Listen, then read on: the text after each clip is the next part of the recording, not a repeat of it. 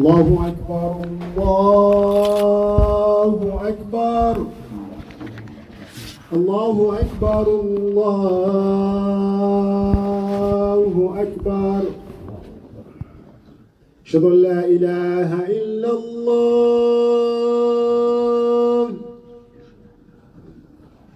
أشهد أن لا إله إلا الله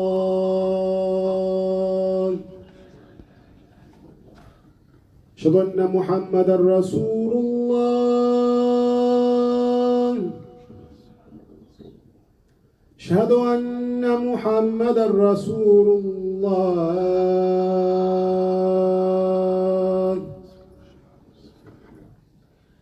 حي على الصلاة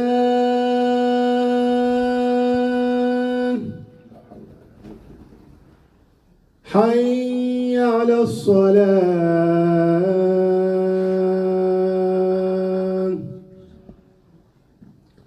حي على الفلاح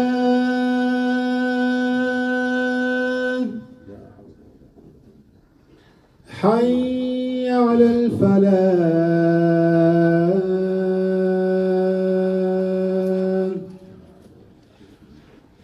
الله أكبر الله أكبر لا إله إلا الله.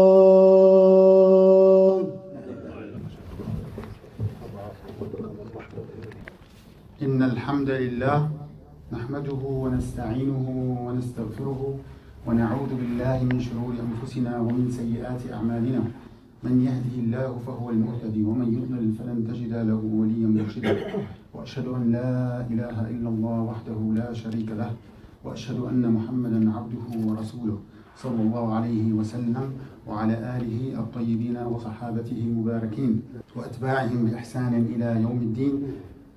All praises are due to Allah, the Lord of all worlds, the source of mercy, the most loving. We worship only Him and we ask Him for forgiveness and for guidance to the straight path.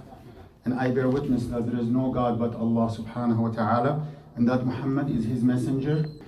O Allah, have peace upon Prophet Muhammad, his family, his companions, and his followers to the day of judgment. Ameen. Dear brothers and sisters, today's topic is an attempt to understand the word مثاني in the Quran, الكريم. The best English translation I found is dualities or dual meanings. قال تعالى: الله نزل أحسن الحديث كتابا متشابها مثانية تقشعر منه جلود الذين يخشون ربهم ثم تلين جلودهم وقلوبهم إلى ذكر الله ذلك هدى الله يهدي به من يشاء ومن يضلل الله فما له من هاد. God has sent down the best narrative, a book that is consimilar, parts that resemble each other's with dual meanings. The skins of those who fear the Lord shiver from it. Then their skins and their hearts soften to the remembrance of Allah. That is the guidance of God through which He guides whoever He wills, and whoever God leaves to stray will be left with no guide. So what are those double meanings of the al-Mathani that's mentioned in this noble ayah that causes the skins of those who fear the Lord to shiver from fear initially, but then their skins and their heart will soften because of the remembrance of Allah subhanahu wa ta'ala.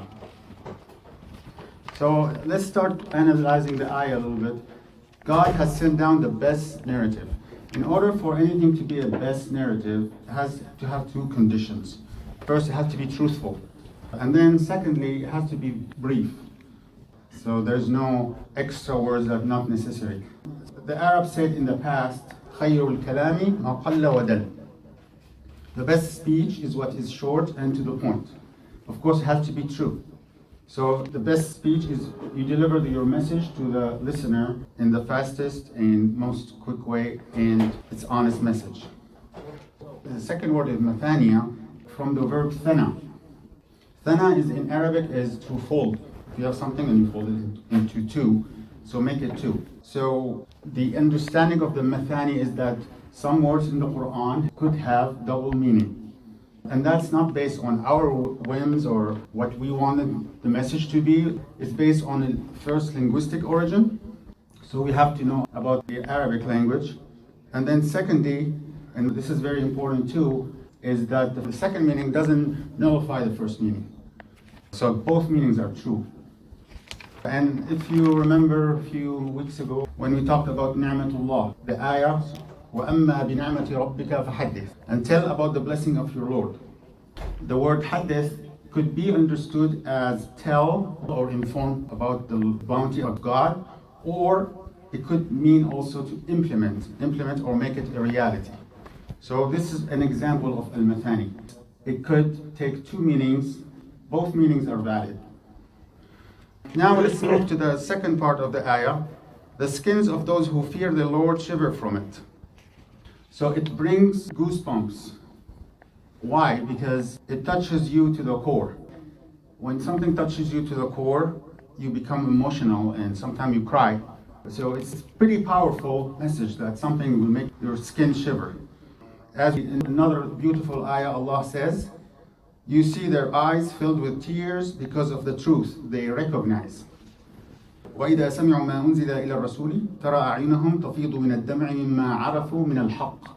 So when you realize truthness in a statement, you become emotional. Kind of like the truth strikes you. So once you realize that, okay, well, hellfire is not a story, it's a certainty. Just the mere idea that we're going to be exposed to hellfire, it's really, it's a heart-wrenching idea.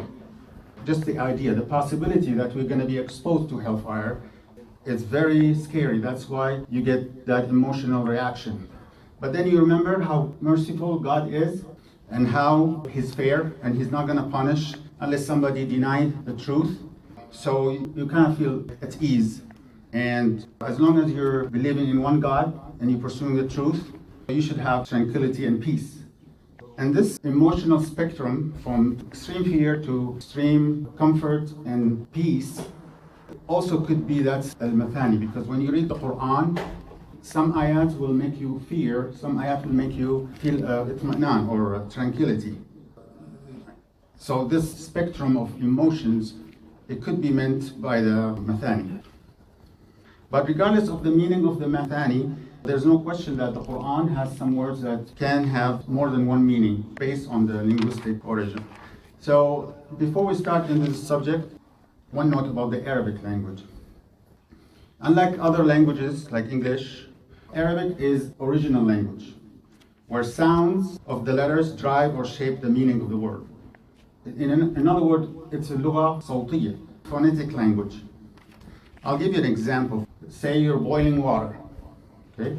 And the water starts to boil and you get those bubbles. What do you call that in English? You call it bubbling. What do you call it in Arabic? You call it baqbaqa. You know what baqbaqa means? From baq. It's the same noise you hear. So every letter in Arabic has a meaning. For example, baqbaqa has ba. Ba is to serve the meaning of assemble. So you have like balad, country, or basaqa, or to spit, or kataba, to write. All of them has the assemble meaning. Al-qaf is to cut or sudden stop. So you have the word qatafa, to pick something from the tree, you say qatafa. Or you say qasama, is to cut off something. Or you say qitr. Qitr is in a region, in a place. Or you say qaylula, which is a nap, where you take a cut in your day and take a nap. So all those words, they have the qaf. Another example, when you walk in the fall, if you walk on leaves, what do you hear? Like if you have a lot of leaves on the ground, you hear khashkhasha. It's in Arabic, khashkhasha. Again, it has the sound of what you hear. Now, harf al-kha letter, it helps softness or flexibility. When we want to talk about the khayl, which is the horse, it has a kha because it's flexible. Or you have like tabukh, cook, because you're making the food soft. Or radakha, it's to concede with somebody, like you don't oppose anymore. So all those words have the kha. And then the last letter in khashkhasha, a sheen. The sheen, whenever you see sheen in Arabic, it means spread. So like shajar, tree, or sha'r, spread, or fasha, or sha'r, hair. So I know it's a little long introduction, but will give us more like insight about why the Quran was revealed in Arabic. Harf al-Ra, for example, and this is in English too, like reward, rewind, repeat. The Ra means tikrar or repeat. There's Harf al-Va, mean closeness or adherence, like dhufr, nail. And then I'm not going to go over all of these because there's a lot of them. Al-Ghain, absence or obscurity, like to dive, you say ghasa or ghariqa, to drown or to dig, gharafa. So all of those means absence or obscurity. And then mim finally is help duration, like al-maut, death. So duration, long duration. Or mom, because your relation with your mom is pretty long. So, all right, so I'm going to talk about some of those mutashabihat. The first mutashabih, the word najm. Najm in English means star. And it's made of 3 letters, noon and jim and mim. So as we say, mim means longevity or long time. And noon, whenever you see noon in Arabic, it's related to visibility or invisibility. That's why you have the jinn. They're invisible.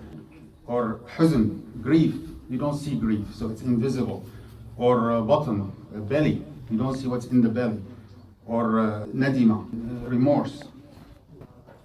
Now, harf al-jim implies shidda, strength or power. So najm is something that was hidden and all of a sudden it showed up or it appeared. That's what a najm means. That's why the stars were called stars, because it suddenly appeared in a strong way and in a long way. So also the plant, now is the planting season. When you put a seed, after a few days or a few weeks, you will see like the plant bursting through the ground. That's called, in Arabic dictionary, it's called a najm, because it's appearing out of nowhere. So قال تعالى والنجم والشجر يسجدان. So we can understand it as the bigger meaning, the najm والشجر, stars and trees, everything prostrate to Allah subhanahu wa ta'ala. But you can understand it too as the dictionary, which was new to me. I didn't know about this meaning. It means that both type of plants, the stationary one and the shajar. The shajar is this type of plant that spread. So now if you look at the ayah, فَلَا أُقْسِمُ بِمَوَاقِعِ النُّجُومِ وَإِنَّهُ لَقَسَمٌ لَوْ تَعْلَمُونَ عَظِيمٌ. So I do swear by the position of the stars, and this, if only you knew, is indeed a great oath. So that's the only oath Allah subhanahu wa ta'ala said it's a great oath, and it makes you wonder why. Well, if we think in terms of stars, whatever is seen right now in the sky, that's millions of years ago. Because right now, those stars maybe moved or died. So you're looking at something old, but it took the light so long to reach you. So you're looking at the position of the stars. The position of the stars is a very magnificent oath. Now, if you think about the verses of the Quran also were hidden, and then all of a sudden they appeared to Prophet Muhammad sallallahu alaihi wasallam, right? And that's why we say the Al-Quran nazala munajjaman. The Quran descended in different times, different ayat descended on different occasions. So that's what's called munajjam. Actually, if you look at any mushaf, the written format of the Quran, you can see that between the ayat stars with a number on it. So this ayah, فَلَا أُقْسِمُ بِمَوَاقِعِ النُّجُومِ وَإِنَّهُ لَقَسَمٌ لَوْ تَعْلَمُونَ عَظِيمٌ. So the position of the stars could mean also the positioning of the ayat in the Quran. So as you see, the Methani, one meaning doesn't mean that the other meaning is wrong. It just gives you more depth into the text of the Quran and the beauty of the Quran. We're just going to talk about the khayl, is the second Methani. As I said, it's about softness and flexibility. That's why a horse called khayl, because it's very flexible. but you can derive other words from it. Al-khayal, khayal mean imagination. قال تعالى, suddenly the ropes and staffs appeared to him by their magic to be moving about rapidly. This is talking about Musa alayhi salam, when the magician saw the ropes moving. So he used the word khayal, imagination. And then there's the word khuyala. Khuyala, in English, is the best word to describe it as narcissism. It's selfishness involving a sense of entitlement, a lack of empathy, and a need for admiration. So when you think you're better than other people and you deserve all the praise to yourself, and Allah subhanahu wa ta'ala 3 times in the Quran mentioned, إِنَّ اللَّهَ لَا يُحِبُّ كُلَّ مُخْتَالٍ فَخُورٍ. God does not like an arrogant and boastful person. So when we read the ayah, وَأَعِدُّ لَهُمْ مَا اسْتَطَعْتُمْ مِنْ قُوَّةٍ وَمِنْ رِبَاطِ الْخَيْلِ تُرْهِبُونَ بِهِ عَدُوَّ اللَّهِ وَعَدُوَّكُمْ. So this, in the old days, you understand. Let me read it in English first. Prepare against them what you can of power and cavalry to deter God's enemies and your enemies. But right now, in our day and age, you can see that any political power, they do those military exhibits because they want to show. They want to make you imagine what kind of power they have and what kind of destruction they can cause with their army. They can unleash it. That's ribat al-khayl. So they're trying to convey an impression of strength and impact fear if they unleash what they have. So that's what Allah ordering the Muslim community, to be strong. And when Satan, defied Allah subhanahu wa ta'ala and he refused to prostrate to Adam, قال أرأيتك هذا الذي كرمت علي لئن أخرتني إلى يوم القيامة لأحتنكن ذريته إلا قليلا. Do you see this one you honored above me? If you delay my end until the day of judgment, I'll bring all but a few of his descendants under my sway. So that's what Satan wants to elude us to his ways. So God said to him, واستفزز من استطعت منهم بصوتك وأجلب عليهم بخيلك ورجلك وشاركهم في الأموال والأولاد وعدهم وما يعدهم الشيطان إلا غرورا. And entice whoever you can of them with your voice and mount assaults against them with your cavalry and infantry and be their partner in wealth and offspring and make them promises. But Satan promises them nothing but delusion. So al-khayl here, it could mean delusion or illusion. Satan always make you imagine that haram is good for you. It's going to make you better, make you richer. So this is all delusion.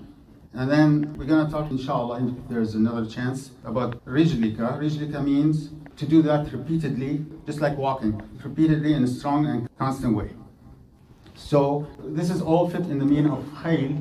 So khayl, it doesn't mean only horse. It means also shaitan may use our imagination and he elude us and delude our consciousness that what we're doing is good for us.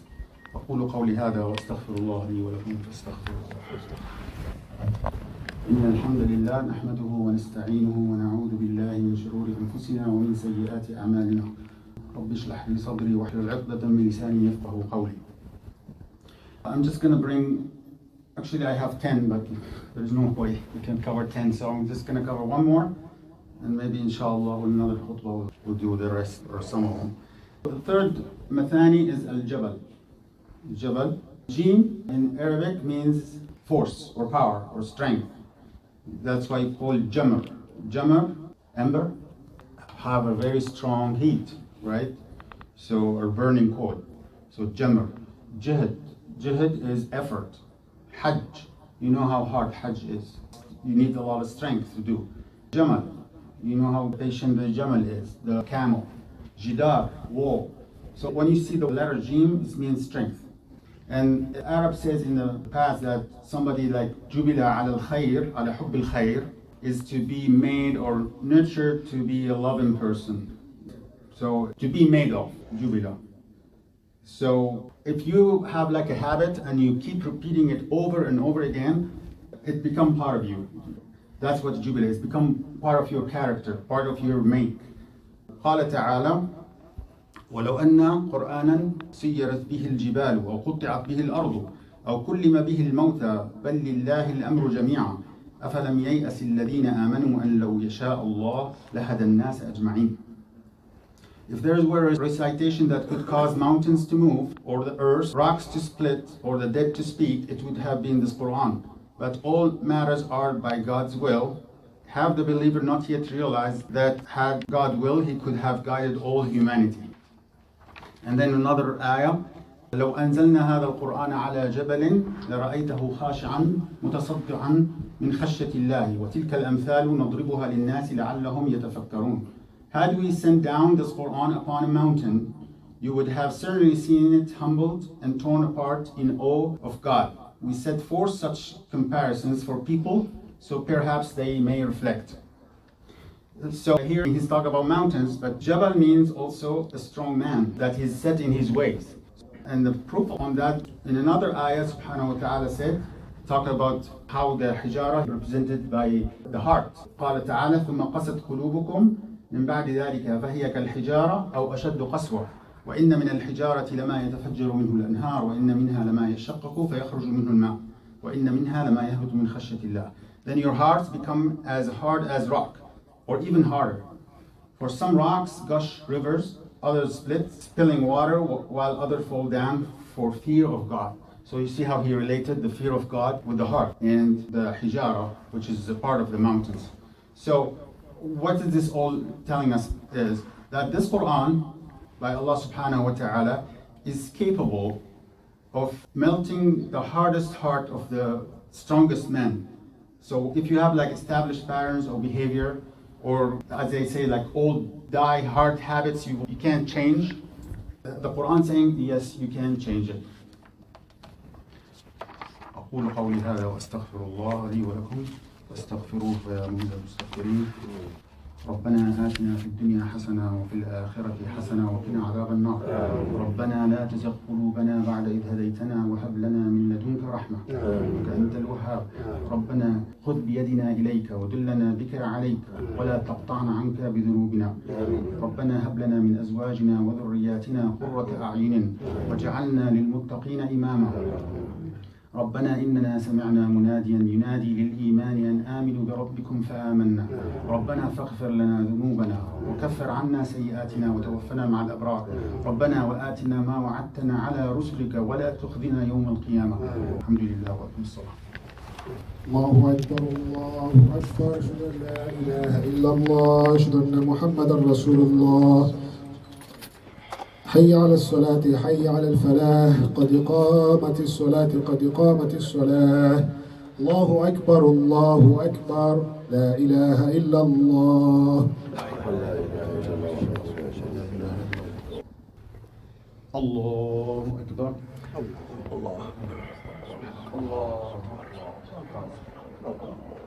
بسم الله الرحمن الرحيم الحمد لله رب العالمين الرحمن الرحيم مالك يوم الدين إياك نعبد وإياك نستعين اهدنا الصراط المستقيم صراط الذين أنعمت عليهم غير المغضوب عليهم ولا الضالين. آمين.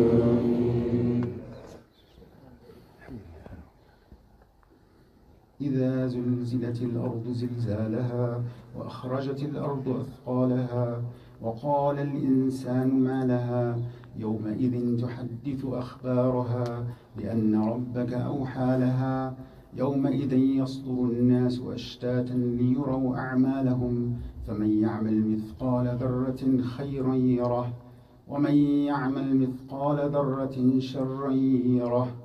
بسم الله الرحمن الرحيم الحمد لله رب العالمين الرحمن الرحيم مالك يوم الدين إياك نعبد وإياك نستعين اهدنا الصراط المستقيم صراط الذين أنعمت عليهم غير المغضوب عليهم ولا الضالين. آمين. قل هو الله أحد الله الصمد لم يلد ولم يولد ولم يكن له كفوا أحد.